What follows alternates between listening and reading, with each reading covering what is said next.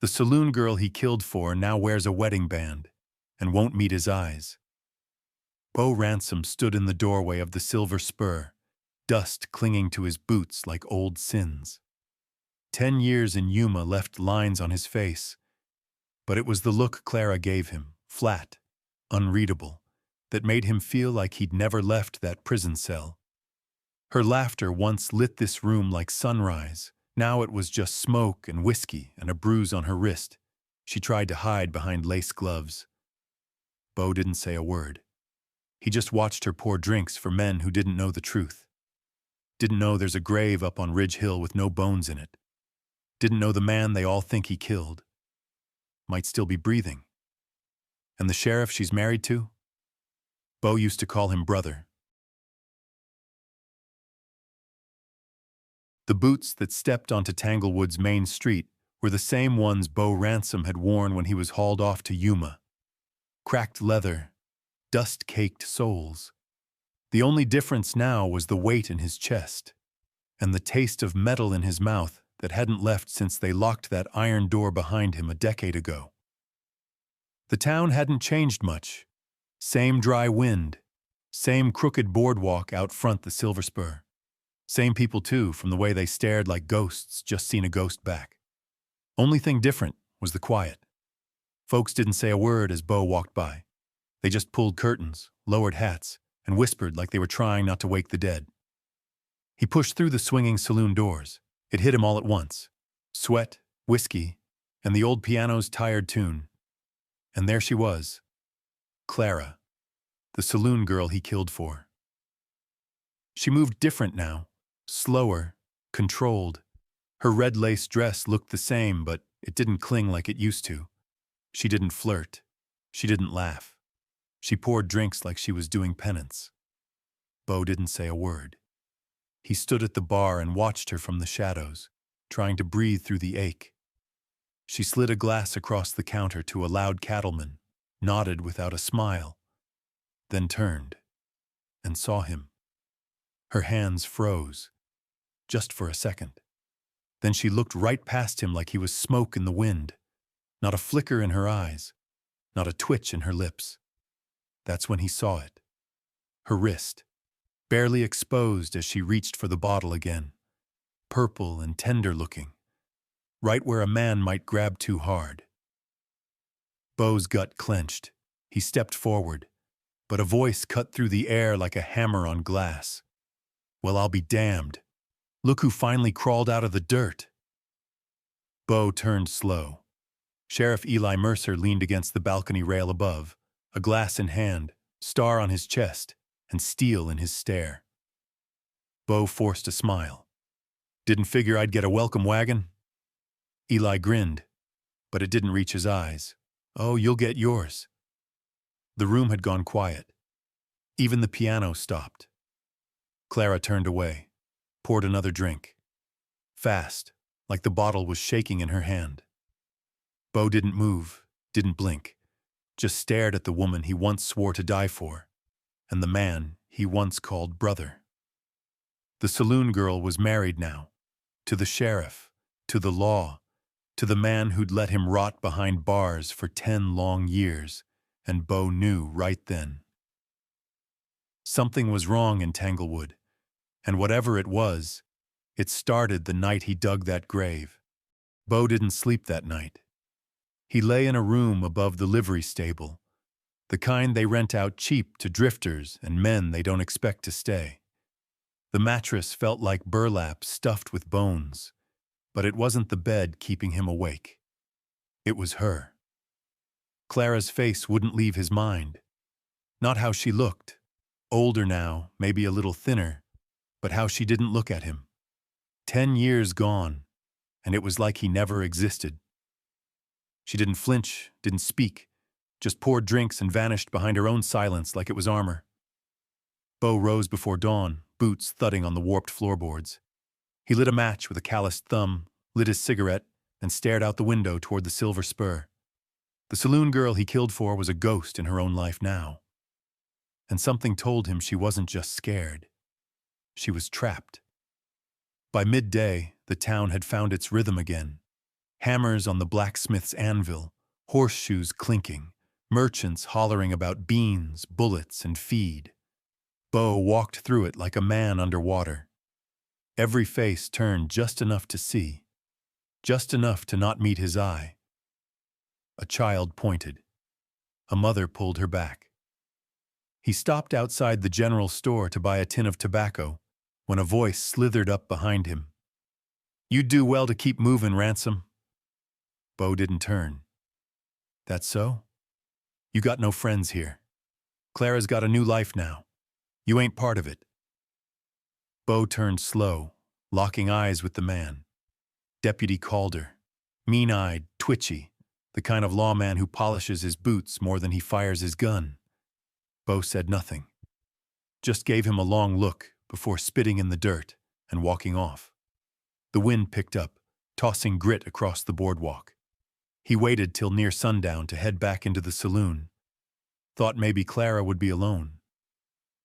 She wasn't. Sheriff Eli sat at a table in the back, boots up, drink in hand, laughing too loud with men Bo didn't recognize. Young, eager types who laughed when Eli did and shut up when he stopped. Clara was behind the bar again, pouring, moving, going through the motions like a machine built for sorrow. Bo stepped up. She saw him. This time her hands didn't freeze, but they shook just a little. "I didn't ask you to come back," she said, voice low. "I didn't ask your permission," he replied. She glanced toward Eli's table. "He sees you talking to me." "He already did." She didn't answer, just reached for a clean glass and poured him a whiskey without a word. He caught another glimpse of her wrist, faded now, but still bruised. And that's when he knew. She wasn't afraid of him, she was afraid for him. Bo rode out before first light, his horse kicking up dust along the ridge trail that ran behind town like a scar. Tanglewood still slept while the wind whispered through dead mesquite trees and the red sun yawned behind the canyon walls. He hadn't told Clara where he was going. Hell, he hadn't told himself. But something in her eyes the night before kept chewing at his insides, like a warning he couldn't read. He reached the place just as the sun crowned the hills, a lonely stretch of hardpan where nothing grew but bad memories. Ridge Hill. Same spot he'd dug a grave 10 years ago, hands bleeding, breath ragged, heart pounding with the kind of rage only love can wake in a man. The saloon girl had been crying back then, begging him not to do it. He did it anyway. And now the grave was empty. Bo dismounted slow. The hole was there, all right, half caved in, but definitely disturbed. Dirt looked fresh, new shovel marks around the edges. Someone had been here. Recently. A wooden marker still leaned nearby, weather-beaten and half-snapped, with the name he'd scrawled in charcoal a decade back. But the charcoal was gone, and the bones he'd buried. Gone with it. Bo knelt, fingers brushing the dirt. Either someone dug that body up, or it was never there to begin with. He didn't hear the horse until it was too close to pretend he hadn't. Eli's voice cut through the morning quiet like a buzzsaw. "You always did like coming back to the scene." Bo rose slow, turned. The sheriff sat tall in the saddle, hat low, eyes darker than the barrel of a six-shooter. Bo said nothing. Eli climbed down, walked up beside the hole, stared in. "You looking for ghosts?" Eli asked, too casual. "Just checking if they still stay buried." Eli gave a dry chuckle. "That grave's been rotten 10 years. Just like your story. Ain't no use digging through it now." Bo stared at him. "Then why'd you come?"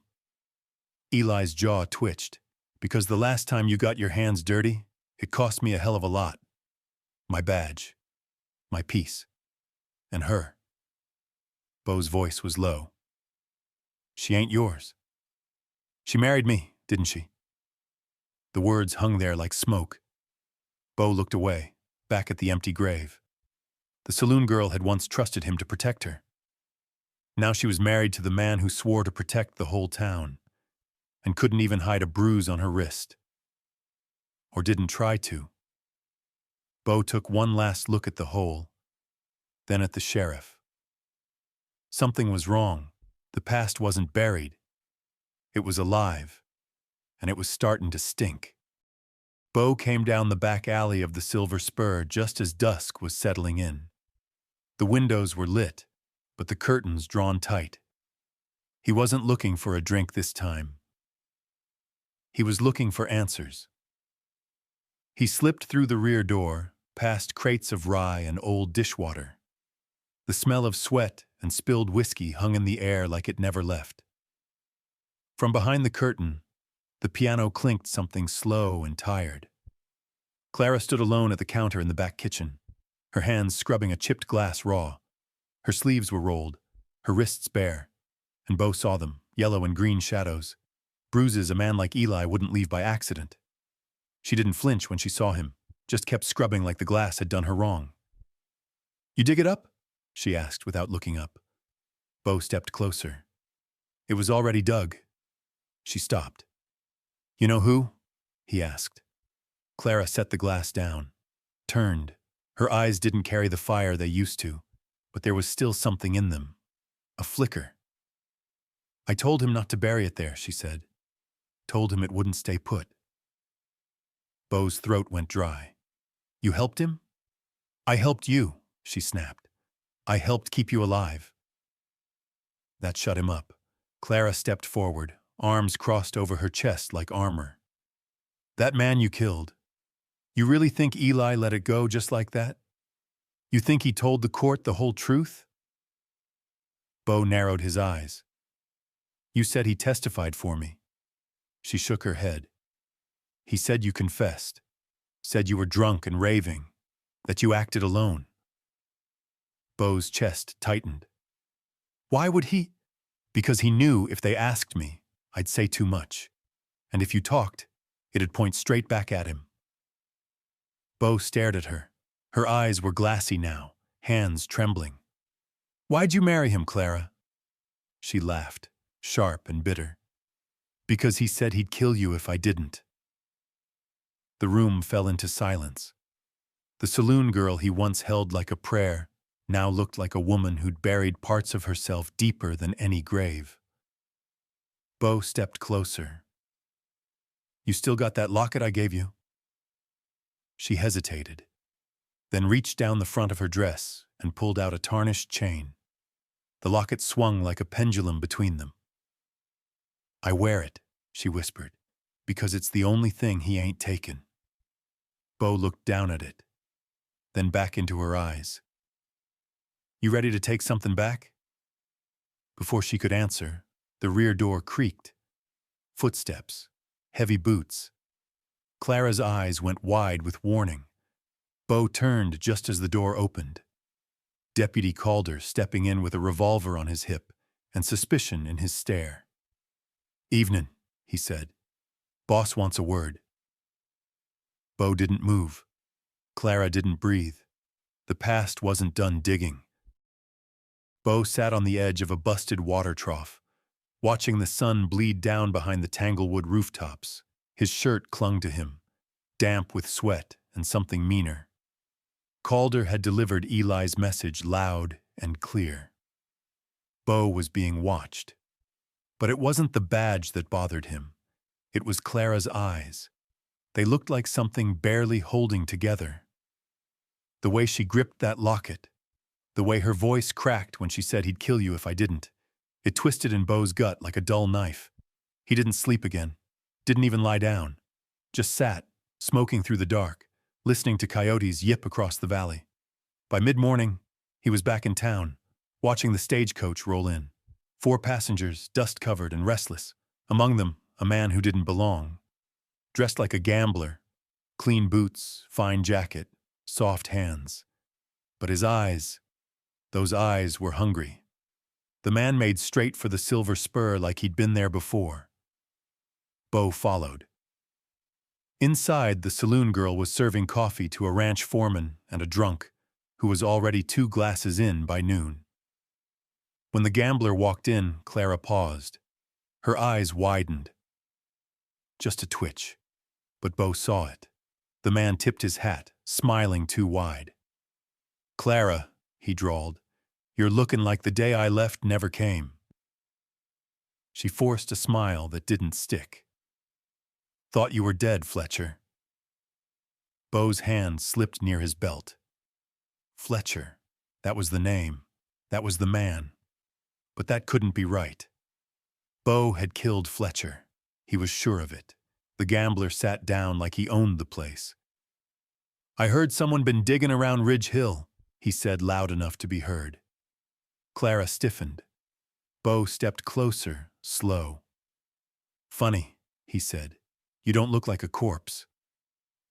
Fletcher turned, met his gaze. "You must be the fella who tried to make me one." Clara whispered, "Bo, don't—" But it was too late. The room had gone still. Bo stared at the man. Same voice, same grin, same snake's eyes, but not the same man. "Who the hell are you?" Bo growled. The gambler leaned back. "I'm the reason you did time, cowboy. But I ain't the man you put in the ground. That was my brother." The room spun. Clara's hand hit her mouth.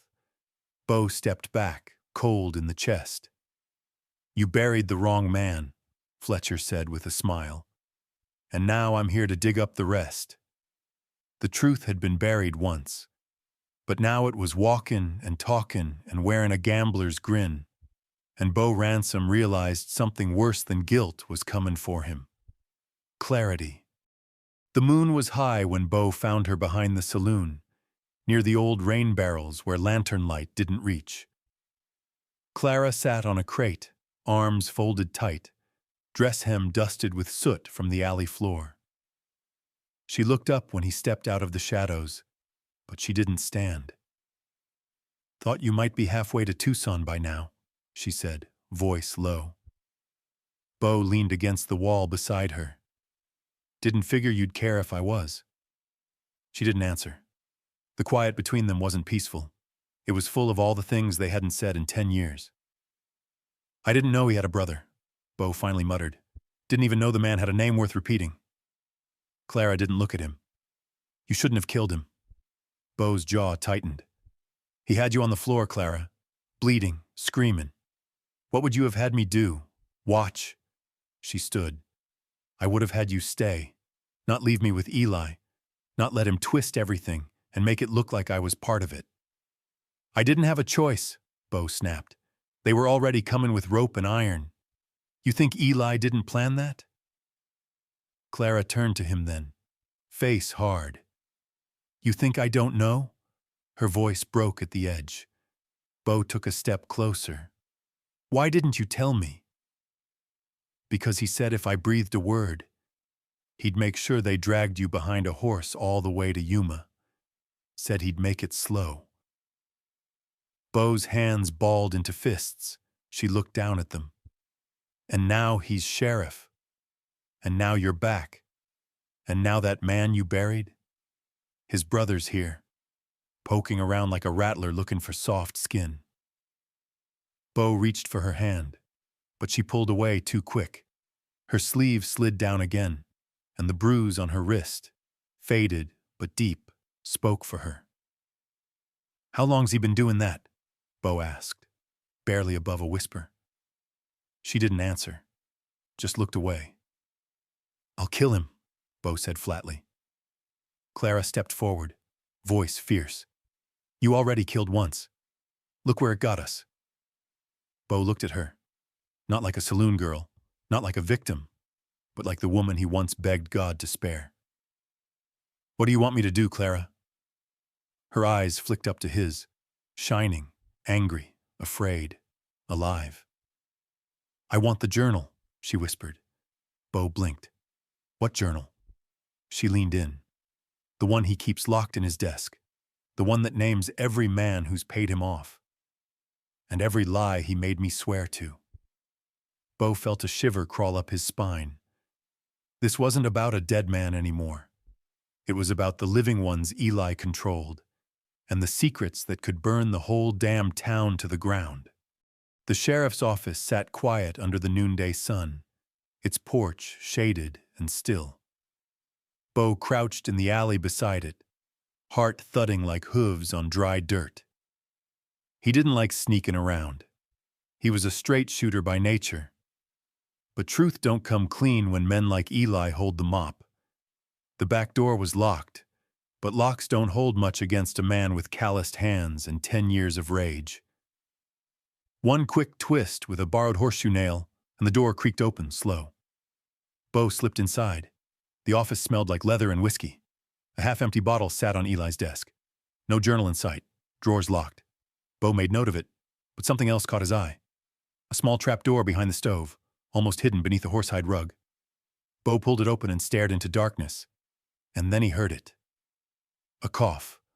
Low, wet, human. The cellar air was damp and sour. Bo crept down the wooden steps, gun drawn, boots silent on the boards.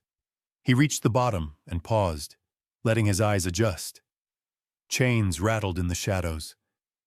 Then, movement. Bo stepped forward, lifting the lantern from its wall hook. The light flickered over a shape slumped against the far wall. A man, barely. His shirt was torn, face bruised and swollen, beard crusted with blood. His eyes blinked at the sudden light, slow and confused. But they were alive. "Jesus," Bo whispered. The man coughed again, wincing. A single iron chain was wrapped around his ankle, bolted to the wall. Bo set the lantern down and knelt. "What's your name?" he asked. The man wheezed. "Doesn't matter. Not anymore." "Tell me anyway." "Name's Roy Fletcher." Bo froze. Fletcher. The man he thought he killed. Only it wasn't this one. It was the gambler, the one wearing fine clothes and a smug grin. Bo's voice was gravel. "You got a brother?" The man nodded slow. "Silas. He's the mean one." Bo felt his stomach turn. "I was trying to leave town," Roy rasped. "Told Eli I knew what he did. Said I had proof. Next thing I know, I'm here." Bo swallowed hard. "What proof?" Roy tried to speak. Coughed instead. "Journal. My journal. He took it. Locked it up." Bo stood, fury burning behind his ribs. The gambler in the saloon, the one calling himself Fletcher, was Silas. The real Roy had been rotting down here while Silas walked free. And Clara? She'd known something. Enough to send Bo looking. The Saloon Girl had drawn a map without words, and Bo was finally following it. He reached the top of the cellar stairs and paused, lantern still in hand. Above him? Footsteps, boots, a voice. Eli's. "Back door's open," the sheriff muttered. "Some son of a bitch is in my house." Bo eased the lantern down and pulled his revolver. He'd come looking for a journal, but now he might have to shoot his way back out. Bo didn't run. He moved quiet, measured, like a man walking the edge of a cliff in the dark. He stepped through Eli's office and slipped behind the door just as it creaked open. Eli entered with a growl, boots thudding, hand resting lazy on his revolver. Bo waited, counted his breaths. 1, 2. Eli walked toward the desk. "Back door's busted," he muttered to himself, then froze. He saw the trapdoor open. Too late. Bo stepped out, shoved the barrel of his Colt into the small of Eli's back. "Move!" Eli tensed but didn't flinch. "You think you're the first fool to pull steel on me in this town?" Bo pressed harder. "I ain't here for a killin', but I'll make an exception." He reached around, pulled Eli's gun from the holster, then shoved him toward the desk. "Open the drawer." Eli chuckled low. "So this is about her." Bo grabbed the sheriff by the collar and slammed him into the wood. "Open it." Eli did. Slowly.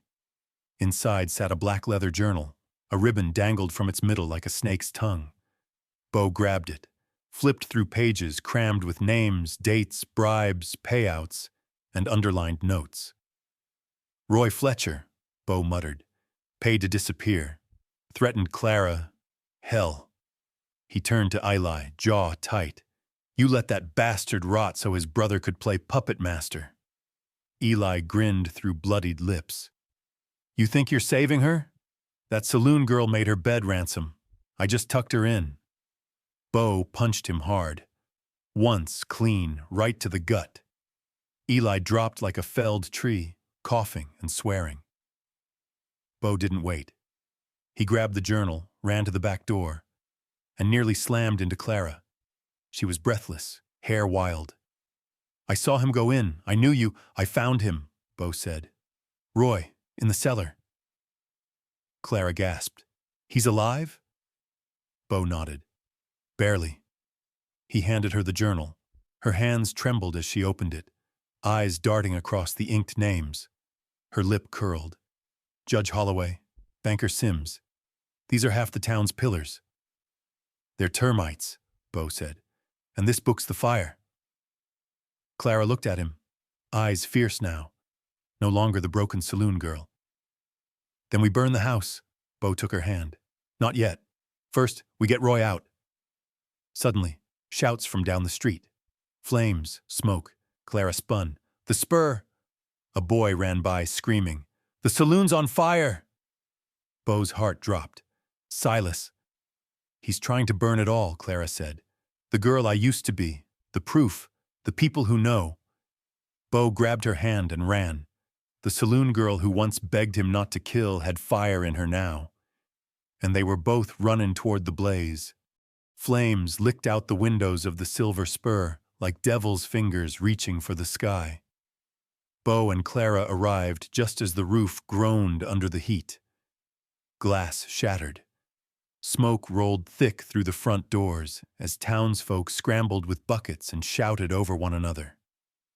Clara didn't pause. She ran straight for the back door. Bo shouted after her but followed fast, coughing through the smoke. Inside, the saloon girl he remembered was gone. This woman, barefoot and fearless, charged through the haze like the place hadn't nearly broken her. We need the cellar key, Clara yelled, voice cracking. Bo shoved a shoulder into Eli's office door, splintering it. Flames were already crawling across the floorboards. He dropped to one knee, tore the keys off the hook by the stove, and tossed them to her. She caught them without looking and knelt by the trap door. It's hot, she warned, hand hovering over the handle. Bo took it for her. Together, they hauled it open. Heat belched from below. Roy, Clara screamed down. You alive? A weak cough answered. Bo grabbed the lantern and disappeared into the smoke-thick dark. He found Roy curled against the wall, face soaked in sweat, barely conscious. Let's go, friend, Bo grunted, hauling him up and slinging an arm over his shoulder. They climbed slow, smoke clawing at their lungs. Clara waited at the top, her eyes wide and wet, face streaked with ash and tears. When they reached the alley, the back door blew open behind them. Fire chased them out like it had teeth. They collapsed into the dust, coughing, choking, alive. They laid Roy down behind the stables, safe from the heat. Clara cradled his head with surprising gentleness. Bo wiped his mouth and stood, looking back at the blaze. The silver spur was gone, along with whatever records were inside. Clara turned toward him. The journal's still safe, I hid it. Bo nodded, gaze locked on the crowd forming near the front of the saloon. Among them, Silas Fletcher, standing too still, too calm. And beside him, Sheriff Eli, bruised but upright, arm in a sling, talking like he still ran the place. Clara stood, voice hard. They set that fire. Bo didn't blink. Then let's make 'em burn for real. She looked at him, eyes blazing. You still got the locket? He asked. She pulled it out, blackened from smoke but unbroken. Yeah. Bo smiled, tired and sharp. Good. You're gonna need it when you testify. Clara nodded once. I'll talk. Not just as a saloon girl, not just as a victim, but as the woman who lived through hell and was done keeping quiet. The morning after the fire, the town of Tanglewood felt quieter, but it wasn't peace. It was the silence that comes right before a storm knows your name. Ash still floated down from where the silver spur used to stand. The air smelled like burnt wood and secrets. Bo stood on the courthouse steps, boots planted, hat low. Clara stood beside him, hands tight around the leather journal. Her dress was soot-stained. Her face wasn't. Roy sat in a borrowed wagon behind them, too weak to speak, but his presence made the statement louder than any words could. Sheriff Eli emerged from the jailhouse like he still owned the place. Silas walked just behind him, calm and polished, with a new jacket and a snake's smile. Bo met them halfway. "We're not doing this in back rooms anymore," Bo said. "Whole town's gonna hear it." Eli chuckled, but there was no humor in it. "You bringin' charges, Ransom?" "I'm bringin' truth." Bo nodded to Clara, and she stepped forward. Voice trembling but loud, she opened the journal and began to read.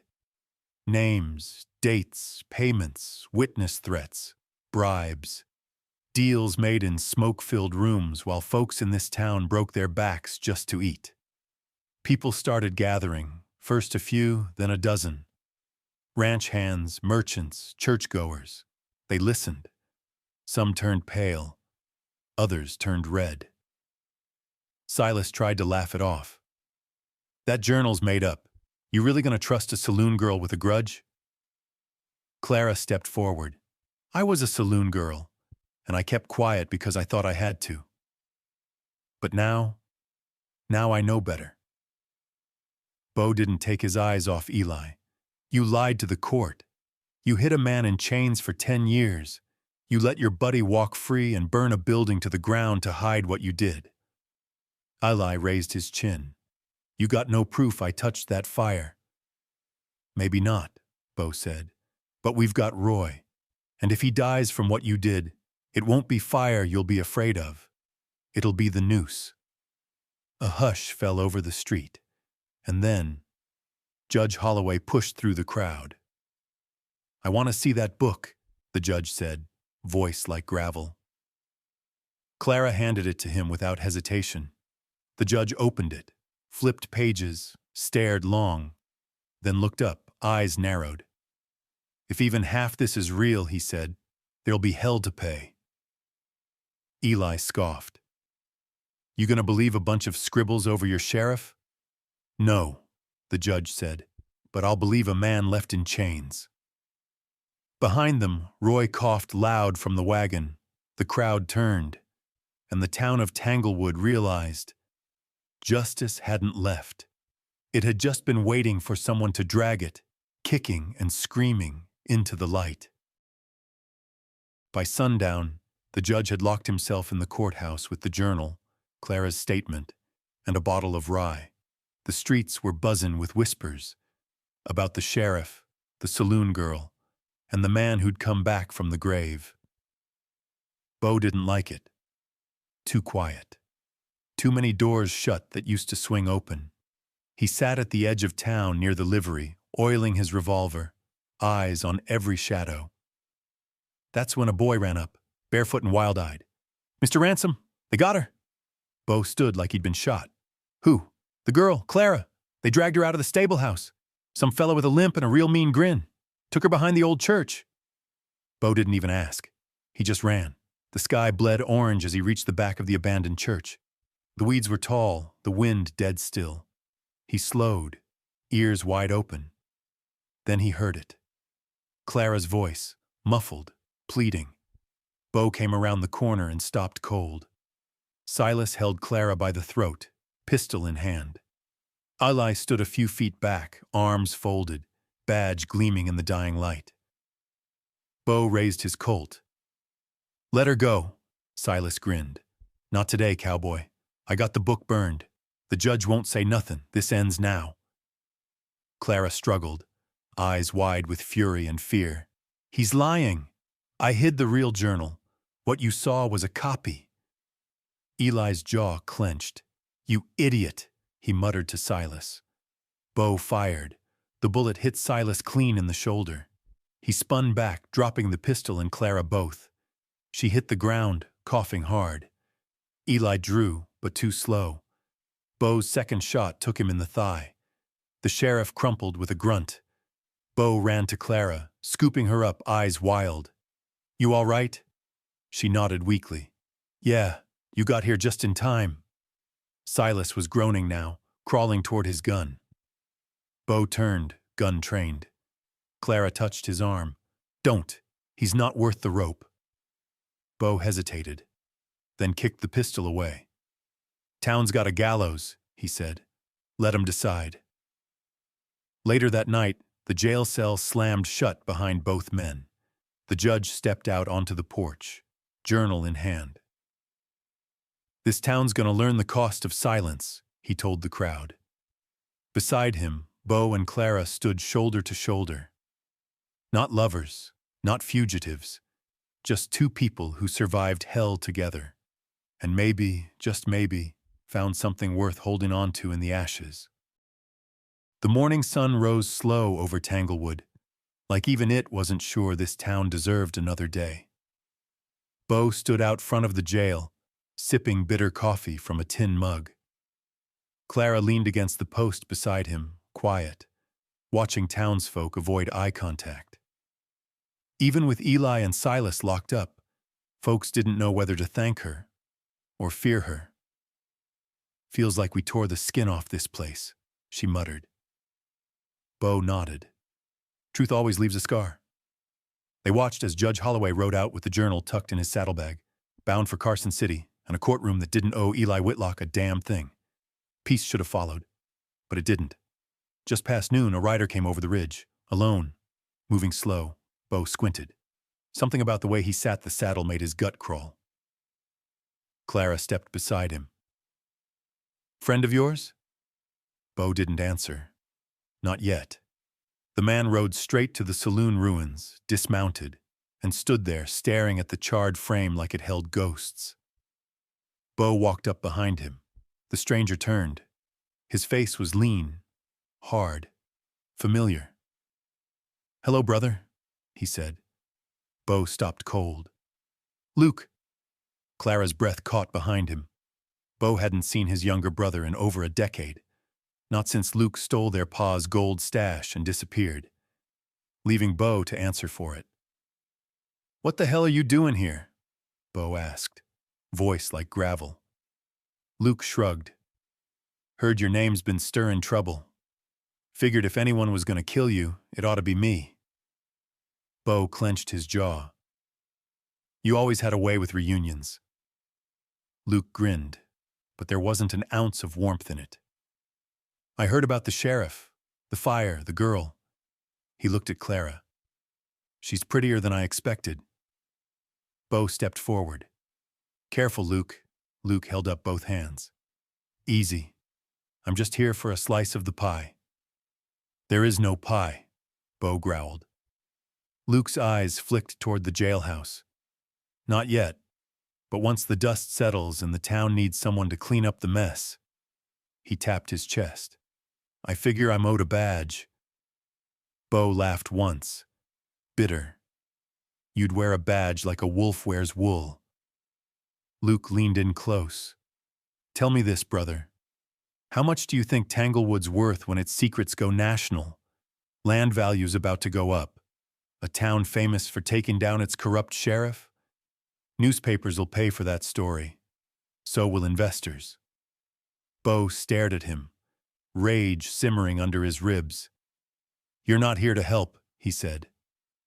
Luke smiled wide. "I'm here to cash in." That night, Clara found Bo sitting behind the livery, oiling his gun again. "You all right?" she asked. He didn't look up. "I buried a man, dug up the truth, burned a saloon, shot a sheriff, and now the brother I tried to forget wants to turn this place into gold dust." Clara sat beside him. "Then maybe it's time you finish what you started." Bo looked at her, and for the first time, she didn't look like a saloon girl. She looked like the last thing standing between him and the man he used to be. Luke Ransom didn't waste time. By noon the next day, he'd shaved, pressed a borrowed coat, and started shaking hands. He bought whiskey for the blacksmith, flattered the mayor's widow, and charmed the hell out of everyone who hadn't seen him steal a damn thing. He spoke of rebuilding, progress, safety, said all the right things with that crooked, boyish grin. And it worked. Tanglewood, still sore and unsure, listened. Bo watched it all from the edge of Main Street, chewing the inside of his cheek raw. He moves like he owns the place, Bo muttered. Clara stood beside him, arms crossed. Because he thinks charm can whitewash rot. Bo nodded. It's worked before. That evening, Clara slipped into the mayor's records office. The building was empty. Everyone was down at the makeshift dance Luke organized in the square. She'd kept her old tricks sharp. Quiet feet, light touch.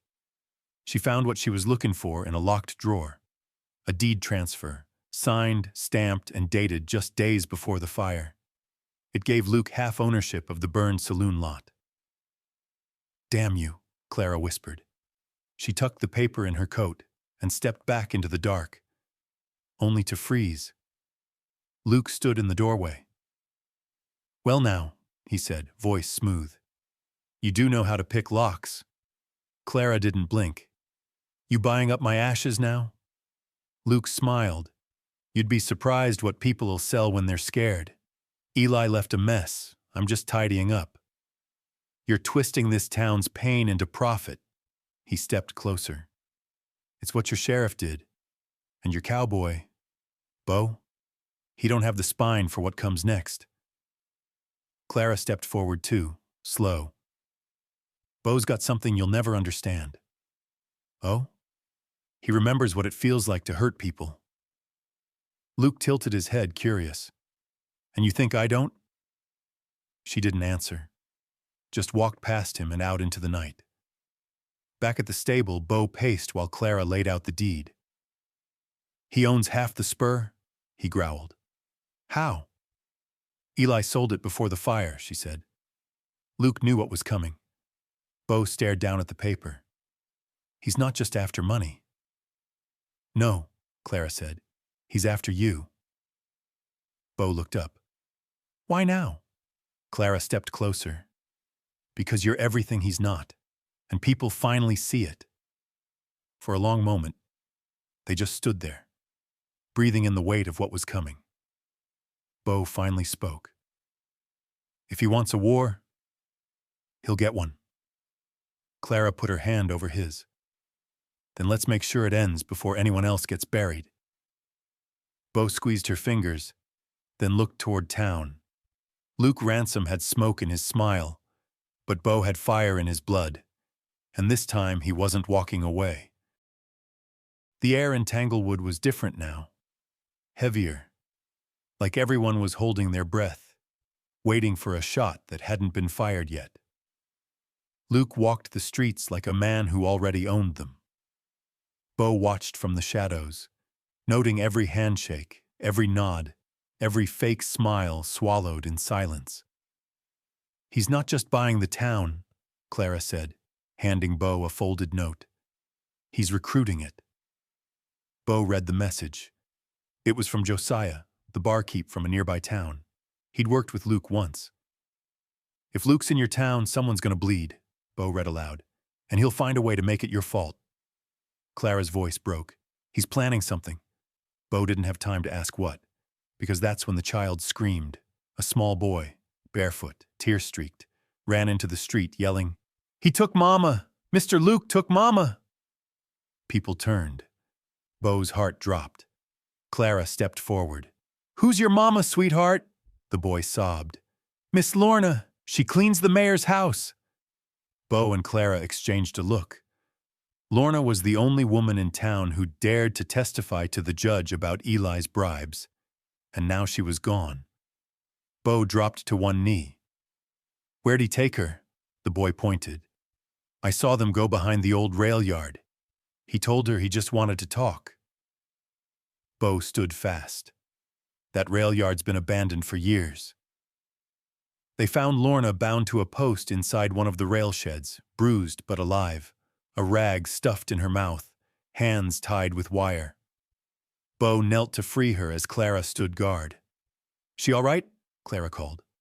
Bo nodded. Shaken, but breathing. Behind them a slow clap echoed. Luke stepped out from the shadows, arms crossed. "Well, damn. Took you longer than I figured." Bo rose. "You used a child to set a trap?" Luke grinned. He was scared. That made him useful. Clara's face twisted with rage. "You're a snake!" Luke nodded, as if flattered. "Snakes survive." He stepped closer. "Let me guess. You'll take her to the judge?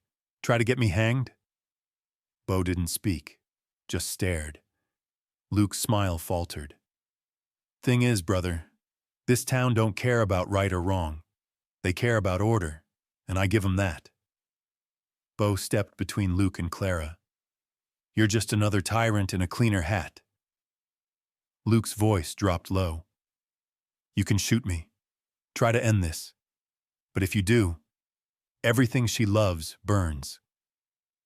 Bo gritted his teeth, and for the first time since Yuma prison, he saw the face of the man who'd wrecked his life, and knew this time no cell could hold what was coming. The bell in Tanglewood's church hadn't rung in over a year. But that night, as the sun dipped below the hills, the bell tolled loud and low, calling the townsfolk to the square. Clara stood on the old gallows platform, face pale but fierce. Lorna beside her, arms bruised but chin high. Roy leaned against a cane on her other side, jaw clenched. And Bo? Bo stood at the foot of the gallows like a judge before the verdict. "I didn't call you all here to beg," Clara began. "I called you here to remember who this town used to be, before fear built our jail cells and liars wore the law." She held up the burned but readable deed. "Luke Ransom wants to buy what's left, but he already paid for this land, with threats and rope." Whispers turned to murmurs. Folks shifted uneasily. Then Luke stepped from the crowd, clapping, again. "That was a hell of a speech," he said, smiling wide. "But I'd like to remind everyone, these folks standing here broke laws. They shot a sheriff, hit a prisoner, burned a saloon." "You lit that match," Clara snapped. "I did what needed doing," Luke said, "because order demands sacrifice." Bo stepped up. "You mean control. You want to run this place like a mine. Dig it out till there's nothing left but dust and your name on the deed." Luke shrugged. "You always were sentimental." "I'm done talking," Bo said. Then he reached in his coat and threw the sheriff's badge Eli once wore onto the platform. "He ain't wearing it anymore. I ain't taking it either. But someone in this town better start standing for the truth, or this place dies in silence." The crowd fell to whispers. Then one voice spoke out. "I saw Silas threaten Lorna." A woman. Then another voice, an old rancher. "I heard Eli tell the judge to disappear." Then a third. "Luke offered me money to keep quiet. Said he'd make me mayor." One by one, they stepped forward. Luke's smile cracked. "You're all fools. I was trying to save you from yourselves." Bo drew his revolver, slow. "You're not the one we need saving from." Luke backed away, just a step. Then, he drew. Bo was faster. The shot echoed across the square. Luke dropped, clutching his leg, still breathing, but done. By sunrise, the jail was full again. But this time, the keys stayed in the judge's hand. Bo stood alone near the gallows, watching the town begin to sweep the dust, patch roofs, light lamps again. Clara came up beside him. "They chose right," she said. Bo didn't answer right away. When he did, his voice was low. "Yeah, but choosing right don't erase the blood." She nodded. "No, but it plants something new." He looked at her, maybe for the first time with hope. The hill above Tanglewood hadn't seen a soul in weeks, but Bo Ransom rode up there at dawn, shovel strapped to his saddle, a letter in his coat, and more ghosts than a man ought to carry. Clara followed, silent. She didn't ask where they were going. She already knew. When they reached the ridge, Bo dismounted and walked to the patch of land with the broken marker. The same grave he dug a decade ago. The same one they thought held a man who never died. He stood over it a long time, jaw tight, fingers twitching like maybe they still wanted to pull a trigger instead of a handle. Clara waited. Then Bo knelt, stuck the shovel into the earth, and started digging. Not fast, not angry, careful, measured, like it wasn't dirt he was turning, but truth. After an hour, he hit wood.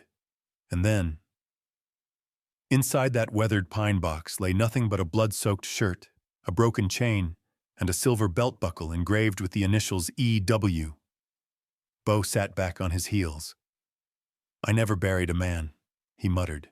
"Just a lie." Clara stepped beside him and placed the letter in his hand. "What's this?" he asked. "Roy wrote it. Gave it to me before he passed." Bo opened it. Read slow. In shaky ink, Roy confessed to planting the shirt and the blood. Said Eli and Silas paid him off to help fake a death, so they could blame Bo, cover up land theft, and control the town without a body to question. Bo read every word like it burned. "They used me," he said. "Used my love for you, my anger, my guilt." Clara knelt beside him. "They used your honor, but they never broke it." Bo stared into that empty box.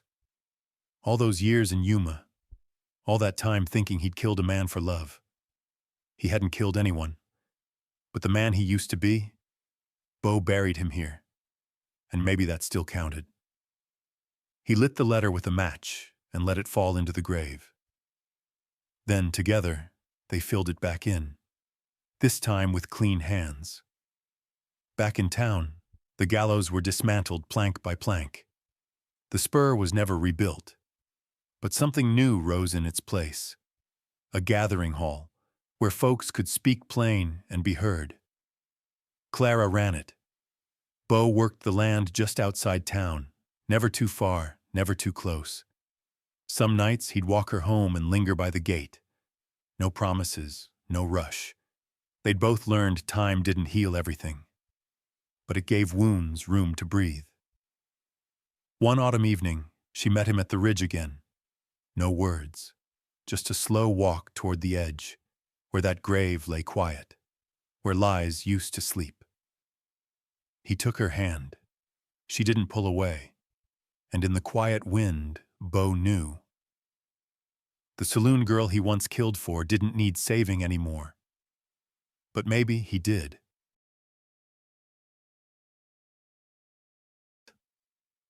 If this story kept you leaning in, if it made your heart twist like a lasso around the truth, don't write off just yet. Tap that like button to show your support.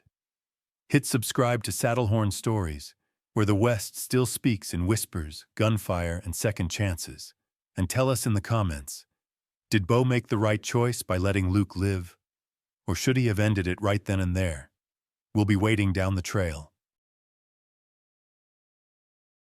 We hope you've enjoyed The Saloon Girl and the Grave I Dug by Saddlehorn Stories.